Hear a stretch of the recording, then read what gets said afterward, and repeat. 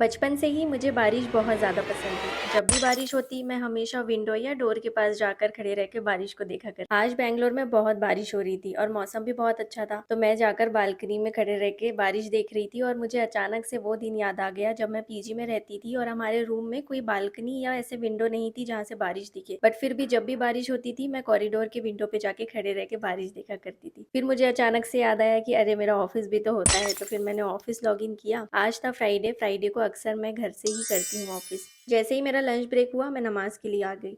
आज मैं बात करूंगी हाउ मैनिफेस्टेशंस वर्क। मुझे बारिश इतनी ज़्यादा पसंद थी और इतनी शिद्दत से मैं बारिश को चाहती थी कि किस्मत ने मुझे ऐसी जगह पे लाके रखा है जहाँ पे अक्सर बारिश हुआ करती है, बैंगलोर में। और मेरी शादी भी ऐसी जगह हुई है जहाँ पे भी अक्सर बारिश होती है, आसाम में। अल्लाह ताला ने तो इतनी सारी नेमतें दी हैं और इतनी सारी दुआएं कबूल की है कि मुझे समझ ही नहीं आता किस किस चीज़ों का शुक्रिया अदा करूँ। जो लोग मुझे बहुत पहले से जानते हैं, पहले मेरे पास एक ड्रॉअर हुआ करता था, उसमें मैं अपना सारा मेकअप रखती थी। तब मैंने ये मैनिफेस्ट किया था कि एक दिन तो मेरी वैनिटी ज़रूर होगी, मैं बहुत अच्छे से उसे डेकोरेट करके रखूंगी। और आज देखो मेरे पास ये वैनिटी भी आ गई है, छोटी ही सही पर बहुत सुंदर, और मैं इसे बहुत प्यार से रखती हूँ। अगर आपको मेरा मेकअप कलेक्शन देखना है और मेरी वैनिटी टूर भी चाहिए तो कमेंट में येस लिख देना, मैं ज़रूर से नेक्स्ट टाइम इसकी वीडियो बनाऊंगी। अच्छा, एक बात और, मैनिफेस्टेशन का मतलब ये नहीं होता है कि आप ऐसी चीज़ें मैनिफेस्ट कर लो जिससे आपका दूर दूर तक कोई लेना देना नहीं है। मैनिफेस्टेशन भी उन चीज़ों की जाती है जो आप सच में कर सकते हो, जिसके पीछे अगर आप थोड़ी बहुत मेहनत करोगे और उसे मैनिफेस्ट करोगे, बहुत दिल से चाहोगे, तो ही वो चीज़ आपको मिलेगी। ऐसा नहीं है कि आप एकदम से सोच लो कि मेरा बहुत बड़ा सा घर हो, मुझे एक घर खरीदना है, और आप उसके लिए कुछ भी नहीं कर रहे हो, कोई एफर्ट्स नहीं लगा रहे हो, उसके लिए सेविंग्स नहीं कर रहे हो, कुछ भी नहीं कर रहे हो। So this is not the way कि आपका मैनिफेस्टेशन वर्क करेगा। अल्लाह ने तो सबके हिस्से का रिस्क लिखा ही हुआ है, लेकिन